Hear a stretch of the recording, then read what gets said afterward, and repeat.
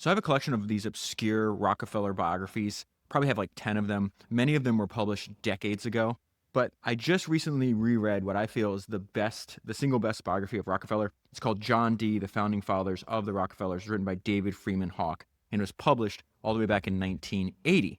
The reason I think this is the best biography of Rockefeller is because it has the most concise description of how he actually built Standard Oil, which is what you and I are actually interested in. So I just recently reread it. I stripped away all the biographical details and made a list of about 100 different ideas that Rockefeller used to build what Charlie Munger said was the greatest company ever created. And so this episode is going to be really simple. I'm just going to run through these ideas with you. The first idea: to Rockefeller, business resembled a form of war. It was very natural for him to start a letter with the words, "I am in the midst of a hard battle today." He would transmit all of his messages in code, and he would cover his entire operations with secrecy. And when he was much older, he admitted this. He said, "It is all too true, but I wonder what general ever sends out a brass band in advance with orders to notify the enemy that on a certain day he will begin an attack."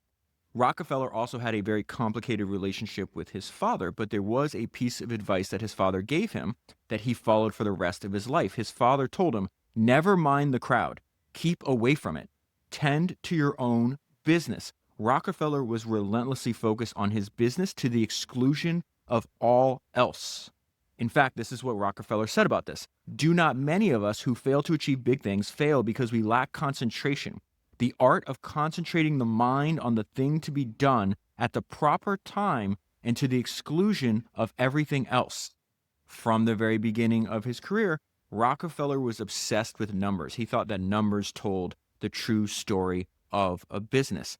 And he would go over every single number of his business. He actually did this. He had this habit before he started his own company. It says Rockefeller would inspect every line of every bill and admonish others who failed to do so. He refused to be taken advantage of. And something that reoccurs throughout his career is he had this really intense disrespect for sloppy business practices and sloppy businessmen. He also had extreme self-confidence from a very young age. There's actually a great story that illustrates this. So Cornelius Vanderbilt, was 45 years older than Rockefeller. He's the richest person in America, and he wants to meet Rockefeller. And Rockefeller would only meet with Vanderbilt if Vanderbilt came to Cleveland and met Rockefeller inside of his office. And so this quote gives you insight into the self-confidence and the belief in himself that Rockefeller had in terms of he knew he was really good at business. It says, "By the time I was a man, long before it, I had learned the underlying principles of business and the rules of business as well as many men acquire them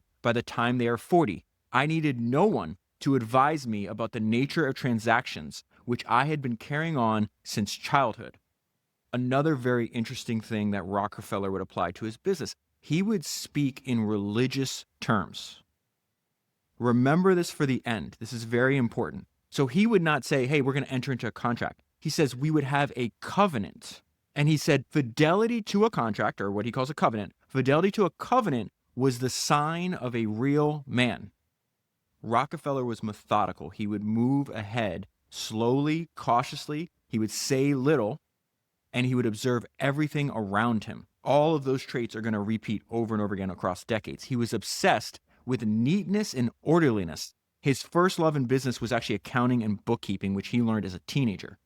And this is what he said about that. He said, "It is fascinating to know at all times the resources and the liabilities, to keep an exact record of just how a business stood." Rockefeller had immense self-control. Many employees said that he never lost his temper, raised his voice, uttered a profane word, or acted discourteously. And some of these employees worked with Rockefeller across decades. Another trait that Rockefeller had is he actively sought out problems. The art of living, as he saw it, consisted of facing problems and solving them. This is what he said: "It has been that way all my life. Find a problem, work at it, solve it as well as I can, put the administration of that problem in good hands, and then go on to the next one." And so Rockefeller was raised in the country. When he's a teenager, his dad takes him to the city, drops him off, and makes him fend for himself. So Rockefeller is going to be arguably the most successful founder of all time. And he starts in a city where he knows nobody. He has no contacts.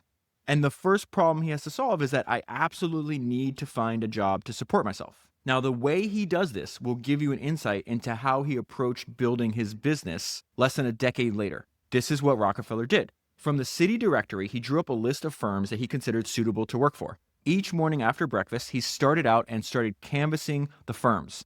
He knew no one important in the city, had no letters of introduction. He would open the door of a bank, a railroad, a commission house, a shipping firm, and ask to see the man in charge. If denied that, he would speak to whoever would lend an ear. He continued his rounds until the offices closed for that day. He did this 6 days a week, week after week. After visiting every important firm in the city, he began the rounds again. He has this relentless persistence. It is slow, methodical, and it just wears you down. Another thing that he understood was really important is that he would leverage technology to create a product or service that could not exist before the invention of that technology.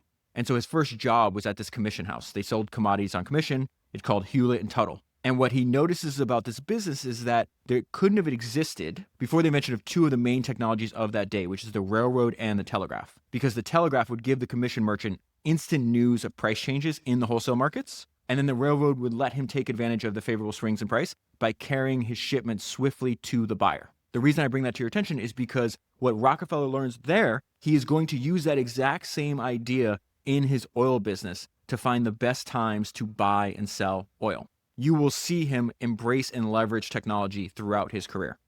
Another thing, Rockefeller thought and acted like an owner before he was an owner. He says, even when he's an employee, I scrutinized every bill. If it had a list of items, I went over each one. I verified it. I carefully added the totals. The bill had to be accurate in every detail before I okayed it to be paid. Rockefeller was so thorough and precise that people that worked with him called him strict, and that strictness that you see as a teenager lasted his entire career. Rockefeller wants to know the facts, and then he wants to he has this relentless dedication to improving every aspect of his company. In fact, the way that Rockefeller has this relentless dedication to improving every aspect of his company reminds me of my friend Kareem, who's the co-founder and CTO of Ramp. Kareem is one of the greatest technical minds working in finance today. I spent a lot of time talking to Kareem, and every single conversation that we have centers around his obsession with crafting a high-quality product and using the latest technology to constantly create better experiences for his customers. Like Rockefeller, Kareem believes that nothing is ever good enough and can always be improved. Kareem is running one of the most talented technical teams in finance, and they use rapid, relentless iteration to make their product better every day. So far this year, Ramp has shipped over 300 new features. Ramp is completely committed to using AI to make a better experience for their customers and automate as much of your business's finances as possible. They are always seeking constant improvement. In fact, you'll hear Rockefeller do this many times today. Many of the fastest growing and most innovative companies in the world are running their business on Ramp. Make sure you go to ramp.com to learn how they can help your business save time and money. Let AI chase your receipts and close your books so you can use your time and energy building great things for your customers. Because at the end of the day, that's what this is all about, building a product or service that makes someone else's life better. That's what I'm trying to do. That's what Rockefeller did, and that's what Ramp has done too. Get started today by going to ramp.com. Now, another trait that Rockefeller had is this maxim that says the good ones know more. This is not an issue of talent or intelligence. This is an issue of effort. They just collect more information. They know more about what they're doing. So it says that fascination with business that can only be called a passion held him to the office. Figures in the ledgers were to him like words to a poet. The yearly account books resembled volumes of history. This is what he said. I used to go over the old books. So essentially, he's reading the history of the firm. And soon, he knew more about the firm than the founders did. And over time, he knew more about the commission business, past and present, than anyone else in Cleveland. Another belief that Rockefeller would use throughout his entire career, and one that he learned when he was still a teenager, was that all is not how it seems on the outside. You see this idea in life stories all the time, that the sequence that experiences happen in is really important. There is no Standard Oil monopoly without this happening. Since they are shipping commodities all over the country, this is before he gets into the oil business, obviously, he has to study the business of transportation. The business of transportation is going to be his main edge in building Standard Oil. This is what he said at this time. My eyes were open to the business of transportation. A large part of Rockefeller's time went to dealing with freight agents and boat captains. He learned how to negotiate with them. He saw that posted rates, what they were saying publicly, that they say were fixed, were not fixed, and they could all be negotiated. all was not as it seemed on the outside. A favored shipper at the end of the month would receive a rebate on that rate, the public rate, that could amount to a substantial sum. That is exactly what he does when he's shipping oil with the railroads. When he leaves and goes out and starts his own commodity house, he realizes he picked the wrong partner. And one thing that he's going to learn from this experience and then never do again is he will refuse to partner with people who had modest goals. His first partner was too easily satisfied when Rockefeller was after something big from day one. And so one of the most important things that Rockefeller ever got good at was borrowing money. He borrowed as much money as he could at the beginning of his career. In fact, his partner called Rockefeller, quote, the greatest borrower I ever saw. This was such an important part of his life story. There's an entire chapter in the book called The Greatest Borrower I Ever Saw. And the reason this happens is very interesting. He starts learning how to borrow because he just started his own commission house. There is a bunch of other commission houses. So he's like, how do I have an edge over my competitors? And one edge that he discovered is, hey, I will front you the money in advance on the produce that you're growing or shipping. He essentially is inventing commodity loans before they existed. He cannot front money he does not have, so therefore he must learn how to be a good borrower. Now, the way he borrows is the way he does everything. Rockefeller was a familiar face at all Cleveland banks. The visits were not always pleasant. They often turned down his requests for money. What if the president of a bank refused to make me a loan? That was nothing. Obviously, it's a direct quote from Rockefeller here. What if the president of a bank refused to make me a loan? That was nothing. He might lecture me on the folly of making a loan for the purpose for which I was seeking it. That made no difference to me. That simply meant that I must look elsewhere until I got what I wanted. This is one of my favorite sentences in the entire book. That persistence, always low-keyed but relentless.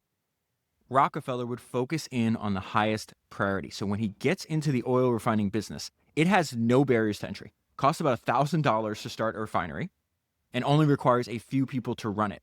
And one thing that he notices is like, wait, the transportation is our largest expense. At this time, this is nuts. It costs more to ship a barrel of oil than to refine it. So if transportation is your highest priority, that means the location of your refinery is key. The site that he chose for his refinery was genius. He selected a location that was next to both the railroad and on the banks of a river. Why? That means he could ship by rail or boat. Shipping by water was 50% cheaper than shipping by rail. And so something that jumps off the pages is, hey, transportation is our top priority. If something is your top priority, you should spend the majority of your time thinking about how to develop an edge there. This is so important. I have another obscure biography of Rockefeller. The title of that biography is Rockefeller's Secret Weapon. It's an entire book about this rebate on transportation and Rockefeller's obsession with it. So that idea, focus in on the highest priority. Spend the majority of your time thinking about how to develop an edge there. From the very beginning, Rockefeller is obsessed with control. He wants to control as much of his business as possible. He has a single refinery at this time, and he opens a workshop in the refinery and starts making his own barrels. So he does not have to rely on other people. He continues to study the business. This goes back to the maxim that the good ones know more, and he keeps borrowing like hell because he's like, I will not survive if I'm a single refinery. And so his idea is like, I'm going to borrow like hell to get big fast. This is going to start a war between him and his current partners. This is one of the best things that ever happened to Rockefeller. And so his partner comes to him and says, we've been taking too many loans in order to extend this oil business. Rockefeller replies, we should borrow whenever we can safely and extend the business by doing so. His partner replies, if that's the way you want to do business, we better dissolve and let you run your own affairs to suit yourself. Rockefeller replies, we have an opportunity now to expand. It may not last long. And Rockefeller's response to this tells you a lot about him. So he's going to force a breakup from these small-minded partners, and he does this in secret. He does everything in secret. In fact, there's a great line from one of his other biographies that says, secrecy shrouded all of his operations. So there's actually a book called Conspiracy. It's written by Ryan Holiday, and he's got this great description in that book about this story in Rockefeller's career. I'm going to read from that book now. It says, there's a story about a young John D. Rockefeller who found himself stuck with bullying, corrupt business partners. He wants to break with them, but he can't because they control the votes. They are squeezing his business. They abuse him. They talk about forcing him out. What is he to do? Quietly, Rockefeller lines up financing from another oil man and waits. There's a confrontation. One of them tries to threaten him. You really want to break this up? Yes. He calls their bluff. They go along knowing that the firm's assets will have to go to auction. They're sure they'll win. Rockefeller doesn't have that kind of money.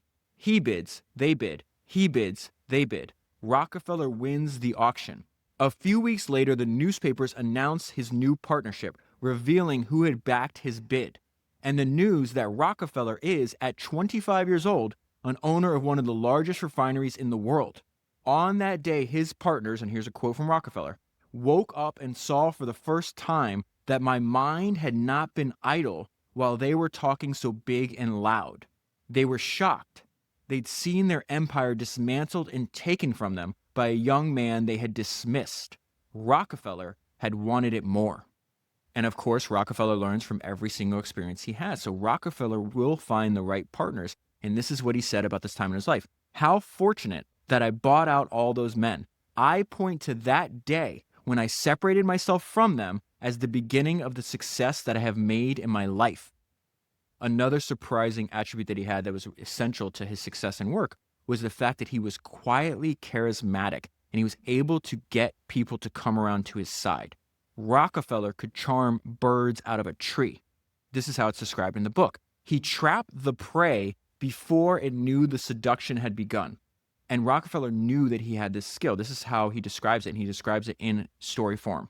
I dreamt that I was sitting on a lawn, and I was told that a ruffian wanted to see me, and they all advised me not to see him, that he meant no good. And I said, I'll see him. And he appeared, and I said to him nicely, sweetly, sit down.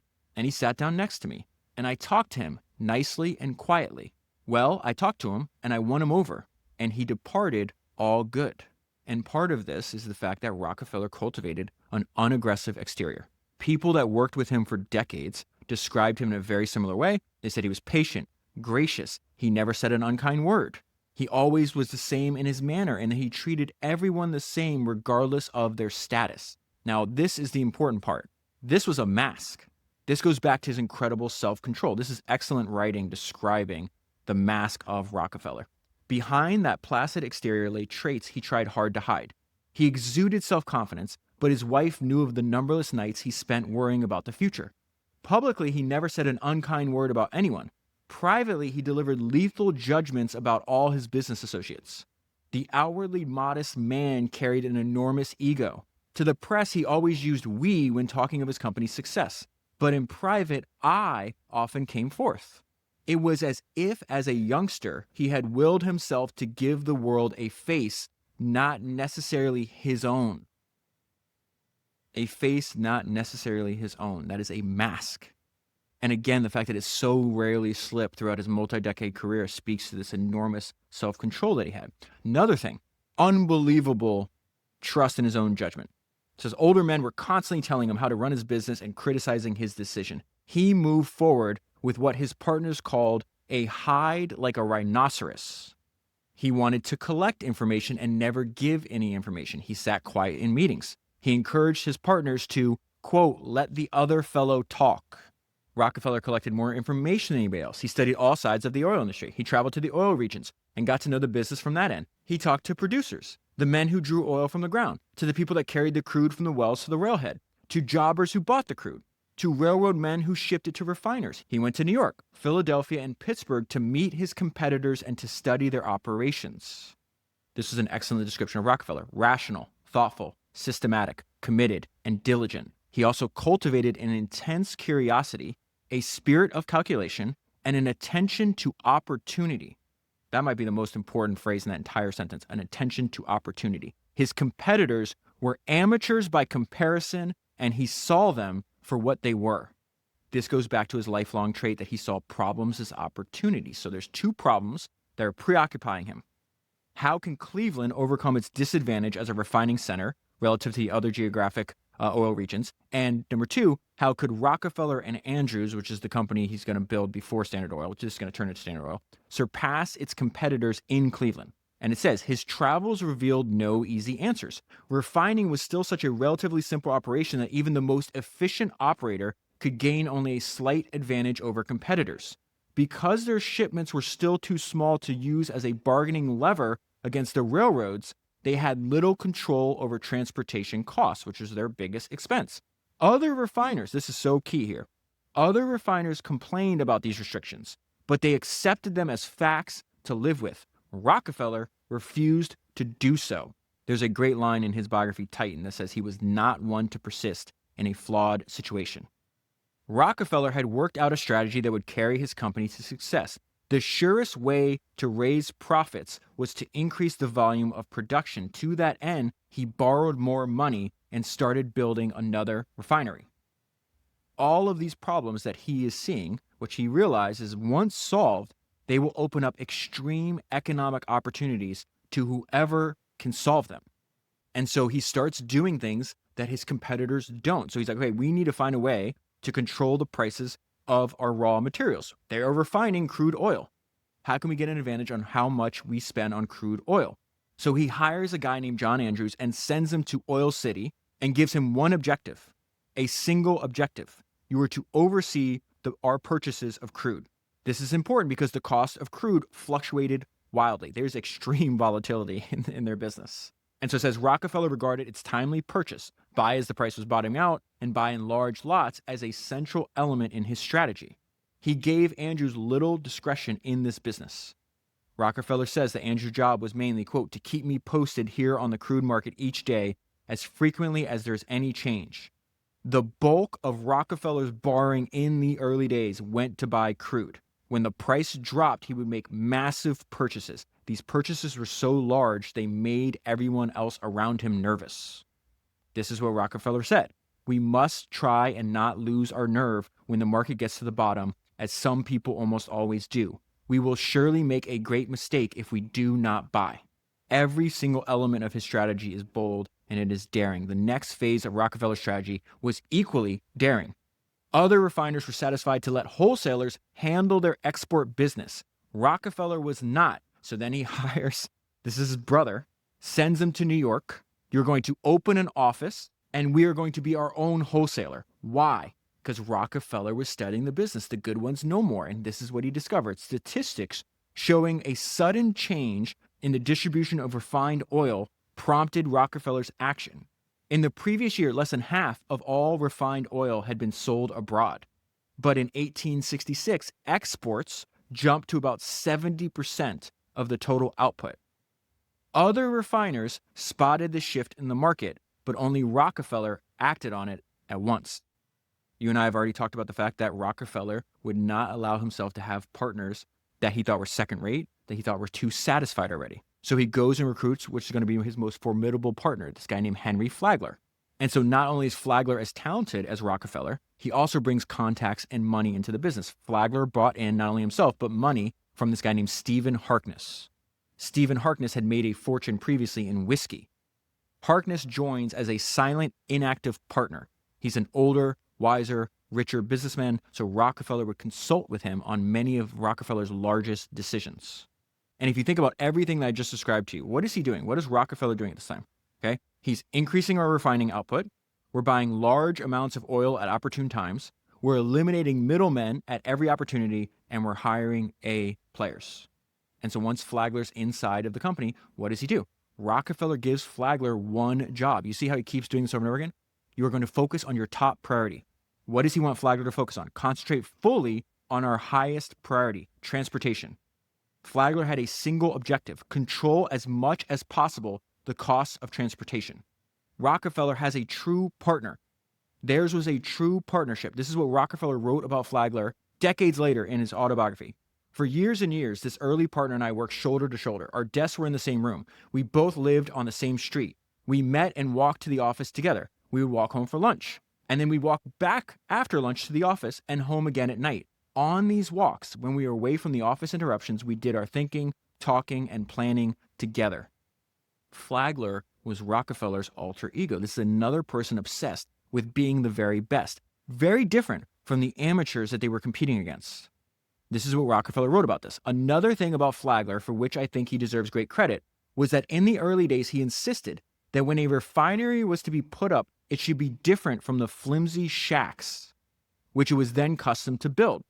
Everyone was so afraid that the oil would disappear and that the money expended into buildings would be a loss that the meanest and cheapest buildings were erected for use as refineries.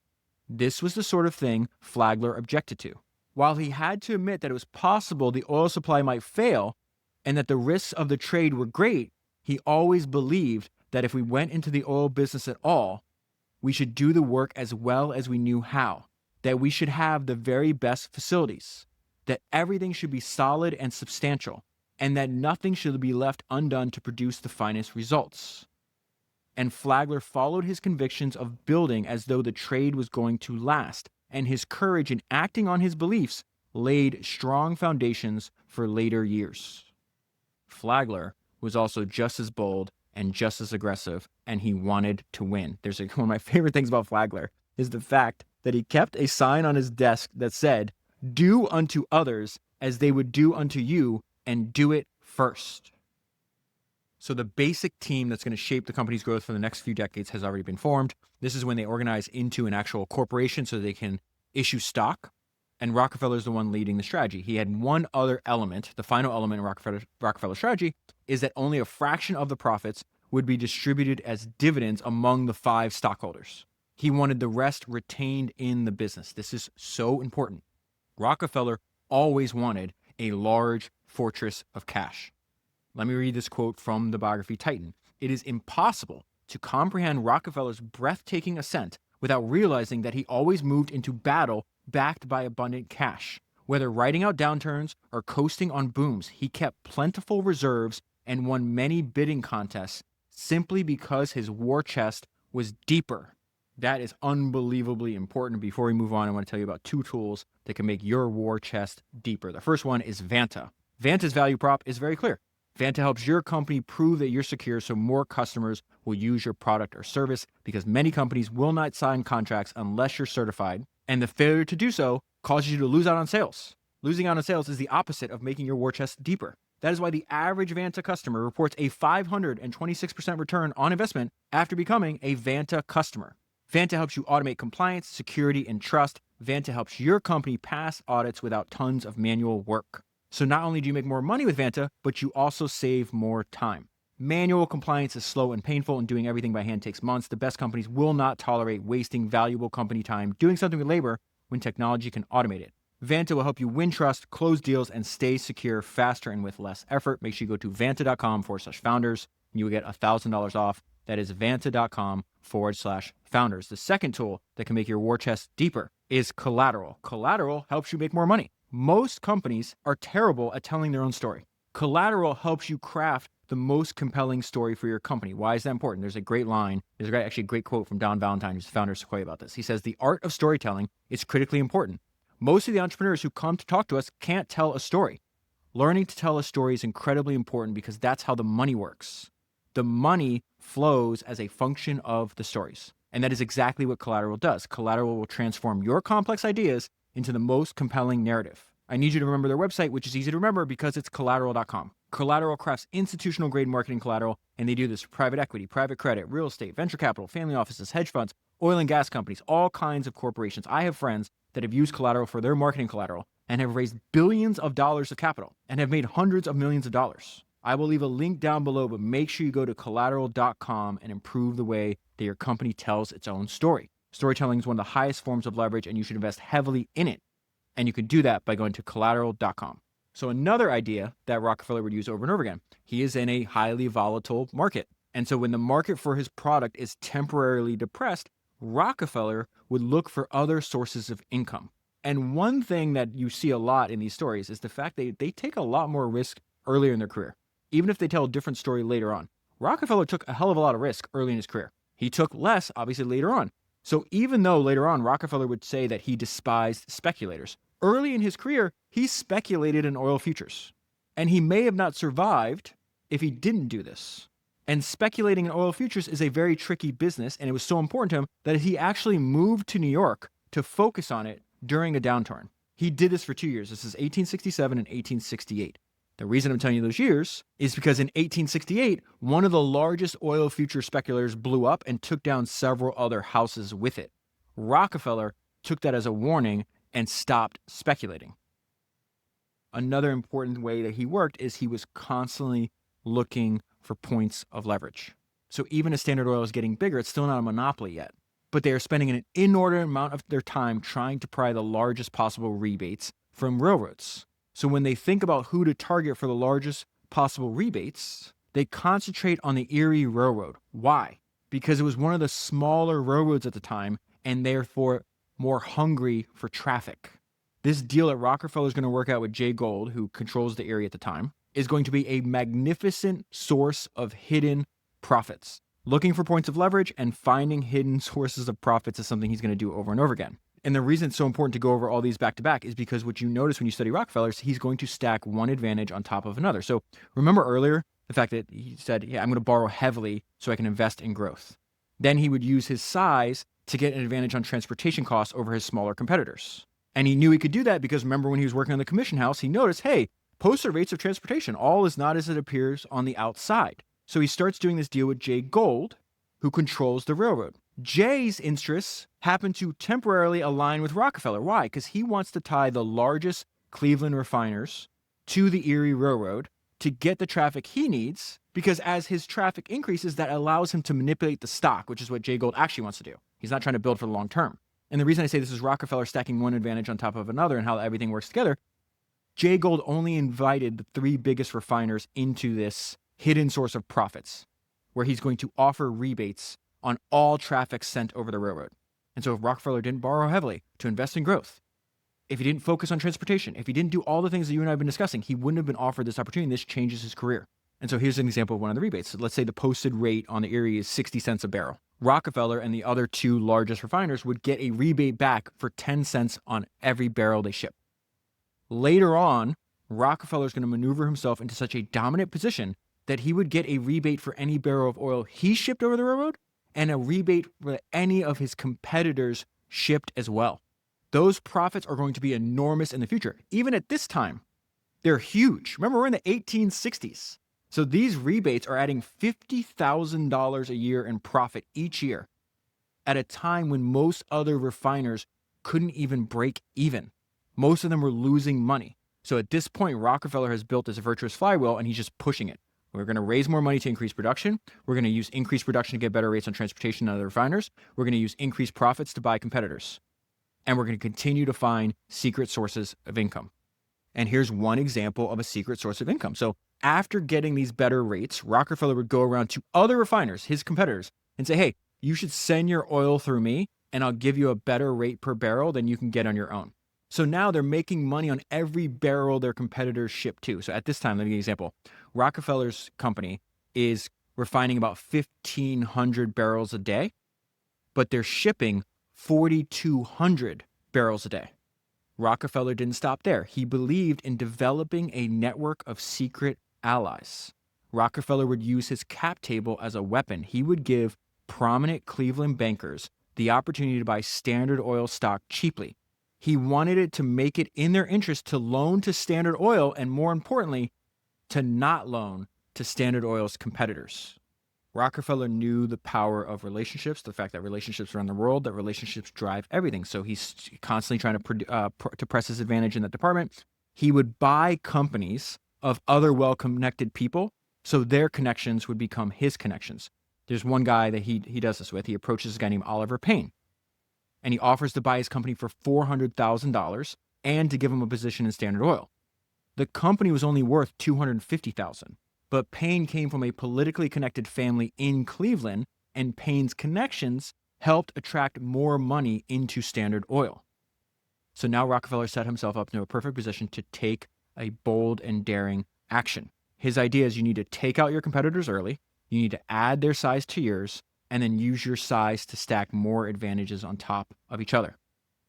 This is the Cleveland Massacre. In 4 weeks, Rockefeller bought 23 companies. Historians later dubbed this swift and astonishing campaign the Cleveland Massacre. Rockefeller saw it otherwise. This is his description of it. This procedure was without precedent. It goes back to the fact that he's an independent thinker. He's comfortable trusting his own judgment.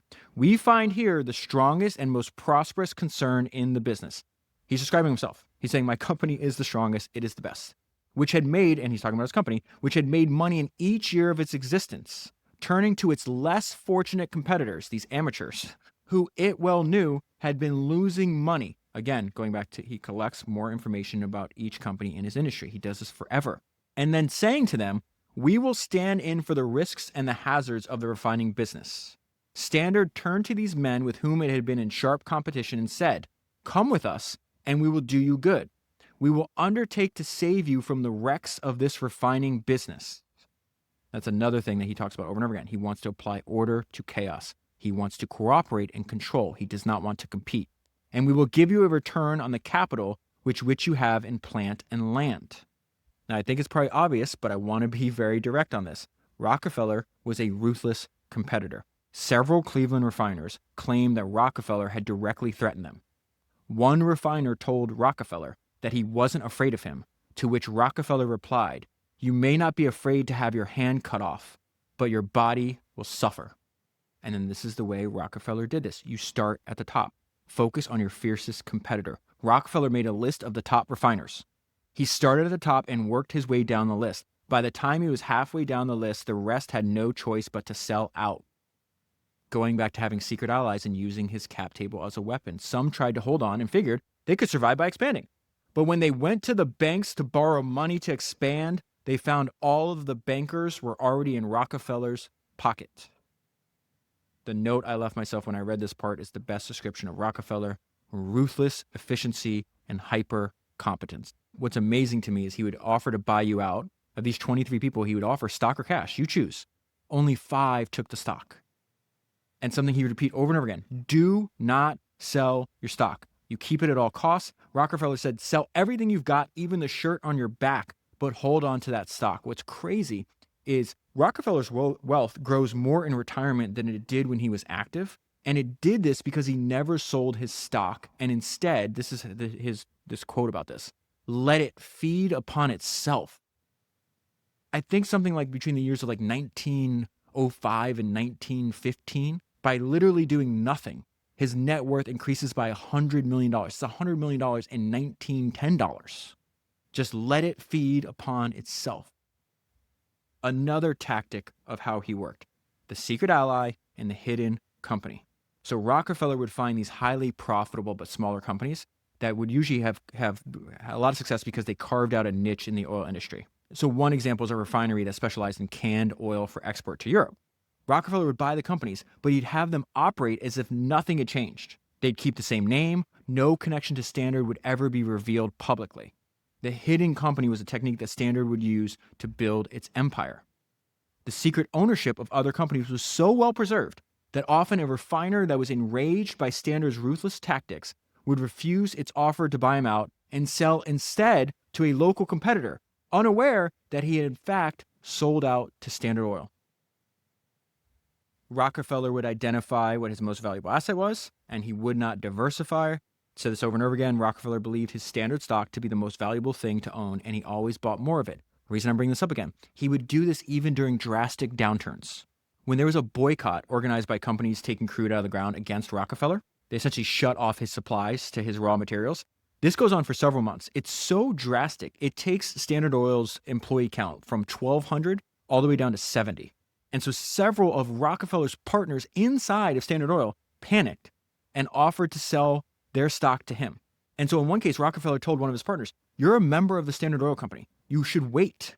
His partner waited until after lunch and then asked Rockefeller again to buy his stock. So Rockefeller wrote the check. Rockefeller again would use this idea over and over again. You should build a network of secret allies and identify markets full of second-rate talent. So Rockefeller organizes this loose confederation of competing refiners called the National Refiners Association. This is one of my favorite ideas that he ever has done. So the goal was very simple. We're going to operate out in the open. It's not going to be secret. We're going to join together in this loose confederation. We're going to buy crude as a group, and we're going to negotiate transportation with the railroads as a group too. This is before he's a monopoly. In fact, the information he gets from this association helps him become a monopoly. And so Rockefeller's actually chosen to be the head of the association. That's really important because then he gets to know every single business. He has to see their books. He's the one allotting the quotas. And what was interesting about this is he expected this association to fail from the very beginning. Why? Because his industry was full of second-rate talent. He said that this association was in large part made up of, quote, men untrained in business matters, many of whom came from a great variety of occupations not well calculated to prepare them to meet the demands of high-grade progressive businessmen and competition. It was apparent that these men would not keep their covenants. There's that word again. Remember, Rockefeller calls contracts covenants. He said fidelity to a contract, fidelity to a covenant was a sign of a real man. He's saying these are not real men. It was apparent that these men would not keep their covenants. They would observe a covenant as long as it worked to their advantage, but would flinch and back away when the carrying out of the covenant seemed temporarily to their disadvantage. So Rockefeller says, I'm going to use this Refiners Association, for my purpose. As president, he came to know the inside of every member's operation. He became acquainted with every leader in his industry. He now knows, hey, this guy, because he sees their books and their operating costs and how much they're refining and how much they need to ship. He's like, oh, this guy's a serious competitor. He's a competent operator. Therefore, I'm going to find a way to buy him out and make him a partner in Standard Oil.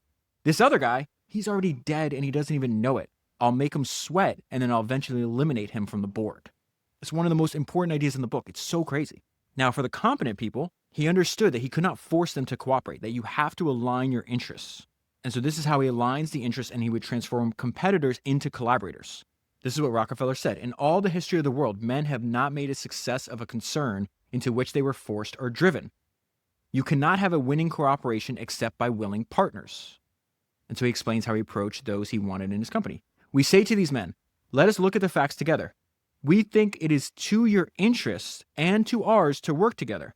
Do not be in a hurry. Think it over. Take your time. He would open his books to them. Those who looked over his books came away astonished at the high profits in hard times. And so his pitch is very clear. You can own a part of the best oil company in the world, or we can continue to compete. And if you do come in, you're given autonomy and authority. Remember, Rockefeller is essentially creating a company of founders. There's no other way that founders are going to work for him if they don't have authority and autonomy. And so he describes the setup. Policy would be set by the home office, but considerable authority would be given to the division leaders. These are the founders he's recruiting into his company. The divisions would, to a large degree, be semi-autonomous. Each of the key men in the local refining areas would have a voice in setting company policy. So he's got one guy in Pittsburgh, one guy in Philadelphia, another guy in New York, another guy in the oil regions. You're running your divisions there. And then you come back to the home office and you sit in on company strategy meetings. And so when Standard's offer was presented in that light, independent thinking men, founders, found it hard to refuse, and none did. And so I have a very similar and kind of wild story. So I was having dinner with a founder that wound up selling his company. I think it was like for $6 billion or $8 billion or $10 billion. It was something in that range. And the story he told me is one I'll never forget, because he talked about the fact that he always thought of himself as an entrepreneur. He never thought he would work for anybody else. And so he is in this head-to-head battle with this very formidable founder. This founder is still running his company, and this is a public company to this day. And the fight has been going on for a while. And the founder I'm having dinner with is telling me the story after the fact. And he was raising a bunch of new capital. And I think it was a large round. It was like, I think he had like a term sheet to raise like another $1 billion or something like that. And he told me this phenomenal story where he's looking at the term sheet. All he has to do is sign it. And he has a thought that he never had in his life, one that he never thought he would have in his life. And he realized, I can't beat him. And so instead of signing the term sheet, he agrees to be acquired, to work with and directly report into his former competitor. And he said it was the best decision he ever made. I have to believe that's very similar to what's happening in this story. They just see how formidable Rockefeller is, how great a company Standard is. And they're given a chance to own part of the best oil company in the world, or continue to compete with somebody they probably can't beat. And one way he was the most formidable is that he knew his numbers down to the ground.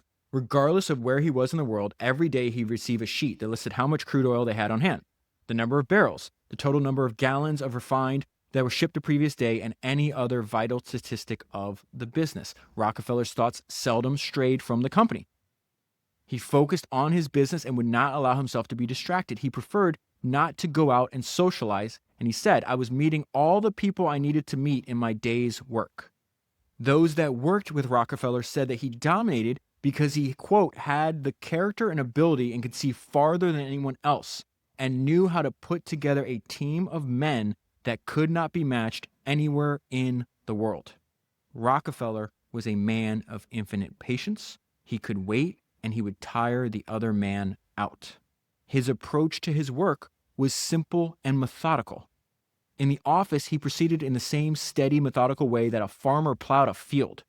He'd get to work, there'd be a stack of letters, telegrams, memos in a pile on his desk. He'd put it on the right-hand side of his desk. He would take up the first paper, give an answer, or issue instructions, and then the matter would be off his mind and the paper were handed over to be filed. If the paper could not immediately be attended to, he turned it upside down on the left-hand side of his desk.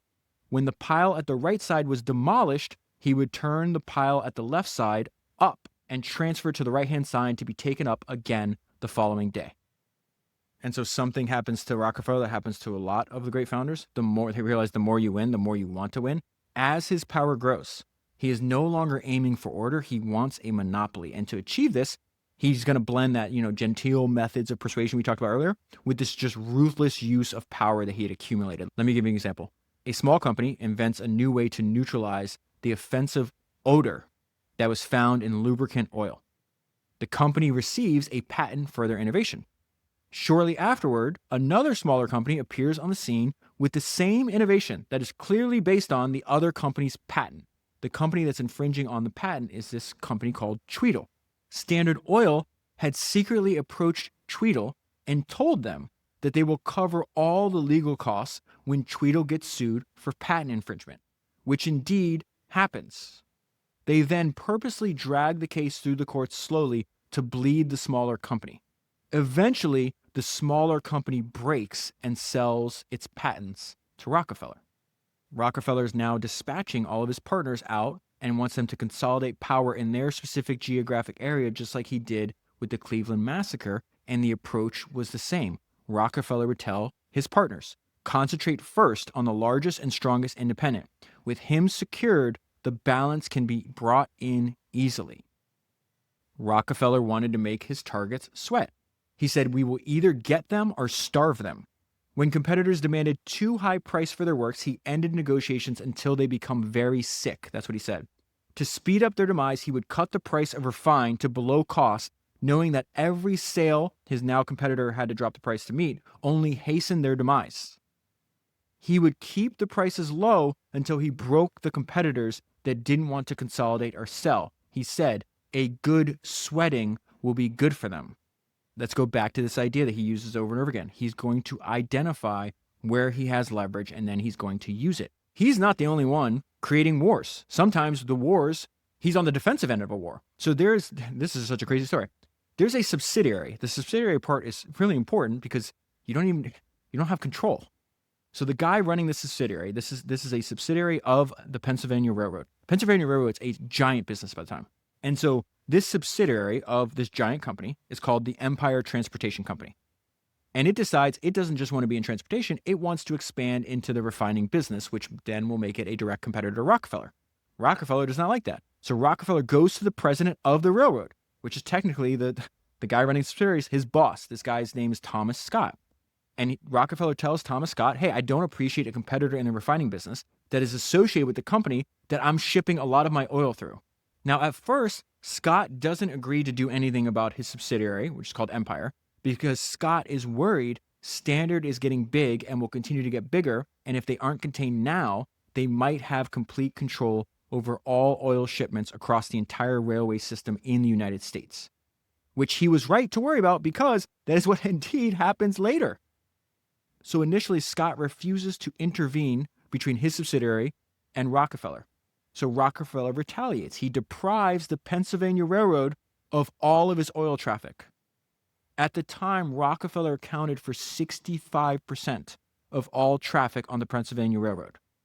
He bleeds them slowly and makes them sweat. Are you seeing a pattern? After a short time, they tell Rockefeller they will end the war if he buys Empire, which is their subsidiary. Now, this is the crazy thing. They don't tell the guy running the subsidiary, this guy named Potts. Potts is the one that started the war to begin with. They don't tell him that they are offering his business to Rockefeller. Rockefeller buys the business and refuses to invite Potts into Standard Oil. To the end of his days, Rockefeller would retell the story about destroying Potts with great glee. Now, Rockefeller was this unusual combination of this extremely frugal person, watching every single expense down to the penny, and this brave boldness to invest a ton of money during downturns when everyone else is scared. So at this point, there's a bust in their industry to the point where the demand for their product was so much lower than what they were producing, they would have to shut down for months to catch up. And so obviously other refiners are experiencing the exact same decline. They are running, and Rockefeller goes on another buying spree. Everyone wants out, and he wants more. And inside of this story, I found something interesting where one guy that he wants to buy is temporary resisting, and Rockefeller issues a threat to him. He told the guy, I have ways of making money that you know nothing about. And the description of Rockefeller this time is too good not to share. Rockefeller moved on a large scale with stunning swiftness. Infinitely patient, would do nothing, wait for the right time, and then act on a grand scale. Another trait that he had in his entire career, he would relentlessly and remorselessly eliminate middlemen and vertically integrate. He hated middlemen, so much that he goes direct to consumer in the 1870s. This is what he said about that. We found that retailers sometimes added as much as 5 cents a gallon to the price of our oil. So we bought land, put up our storage tanks, cut the cost of barreling and freight, made tank wagons, and delivered the oil to the doors of the consumer, eliminating all those intermediate profits on the way. We made a fine crop of enemies too, but we made oil far lower in price than it had ever been before. Rockefeller would also use his scale. This reminds me of Microsoft. Does very similar things 120 years later. So Standard Oil sold over 50 byproducts from the refining of oil. Standard did not create a single one of those innovations. Rockefeller would let others experiment. He'd wait until they developed a profitable market, and then he would move in.